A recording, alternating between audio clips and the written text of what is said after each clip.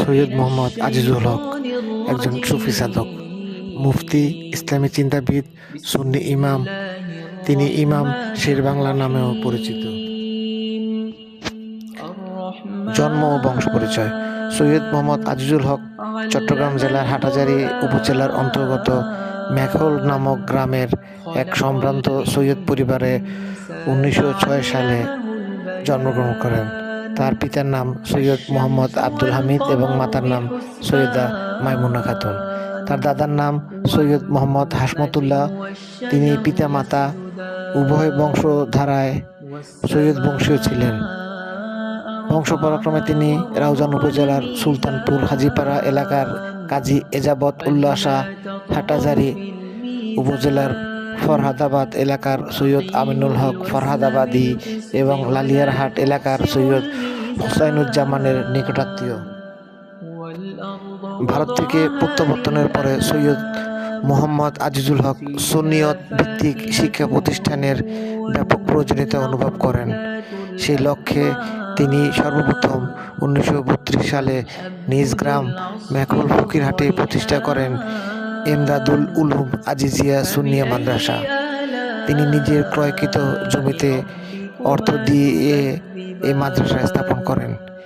এছাড়া কুতুবুল আউলিয়া সৈয়দ আহমদ শাহ সিরিকুটি রাদিয়াল্লাহু তাআলা আনহু কর্তৃক প্রতিষ্ঠিত এশিয়ার অন্যতম দ্বীনি শিক্ষা প্রতিষ্ঠান জামিয়া আহমদিয়া সুন্নিয়া কামিল মাদ্রাসা প্রতিষ্ঠার ব্যাপারেও ছিল তার সর্বশ্রেষ্ঠ অবদান। তার একান্ত পরামর্শক্রমে হযরত সিরিকুটি রাদিয়াল্লাহু তাআলা আনহু এই মাদ্রাসা প্রতিষ্ঠা করেন। এমনকি এই মাদ্রাসার জমিও তিনি পছন্দ করেন এবং ক্রয় করার ব্যবস্থা করে দেন।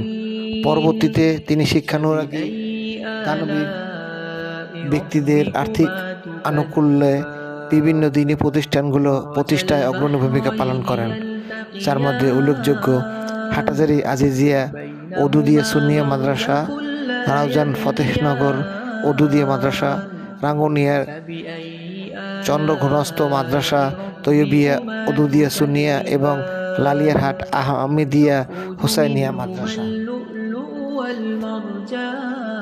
বলা হয় 40 দশকের প্রারম্ভে চট্টগ্রামের আলেম আল্লামা আব্দুল হামিদ ফকরে বাংলা রাদিয়াল্লাহু তাআলা আনহু অনেক আলেমসহ কাদিয়ানীদের সাথে আন্দারকিল্লা শাহী জামে মসজিদে মোনাজিয়ার অংশগ্রহণ করেছিলেন। সেখানে প্রশ্ন উত্তরে কাদিয়ানীদের পরাজিত করায় তাকে শেরেবাংলা উপাধি দেওয়া হয়। এছাড়া 1957 সালে তিনি পবিত্র হজ পালনের উদ্দেশ্যে সৌদি আরবে গেলে ঘটনাক্রমে সৌদি সরকারের গ্র্যান্ড মুফতি সৈয়দ আলবির সঙ্গে তার বাহাস বা তর্ক অনুষ্ঠিত হয়।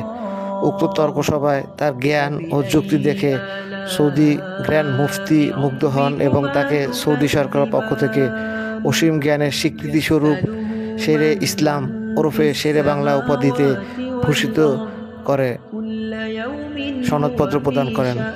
সৌদি বাদশাহ ইবনে সৌদ স্বয়ং তাকে রাজকীয় বিশেষ মেহমান হিসেবে সম্বর্ধনায় সবার মাধ্যমে সৌদি বাদশাহ তার অসাধারণ জ্ঞানের প্রতি শ্রদ্ধা জানিয়ে উপঢৌকন স্বরূপ মূল্যবান পাগড়ি ও ছড়ি প্রদান করে তাকে সর্বোচ্চ রাষ্ট্রীয় সম্মানে অভিষিক্ত করেন। 1969 সালের 25 সেপ্টেম্বর 1389 হিজরির 12ই রজব 63 বছর বয়সে তিনি মৃত্যুবরণ করেন। হাটহাজারী কলেজ মাঠে অনুষ্ঠিত জানাজায় সর্বসম্মতিক্রমে ইমামতি করেন আল্লামা কাজী মোহাম্মদ নুরুল ইসলাম হাশেমি। 1928 থেকে 2020 জানাজা শেষে হাটহাজারীর প্রাণকেন্দ্রে তাকে সমাহিত করা হয়।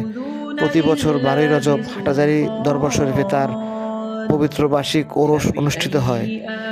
দেশের বিভিন্ন অঞ্চল তার স্মরণে বিভিন্ন সামাজিক ও শিক্ষা প্রতিষ্ঠান গড়ে উঠেছে।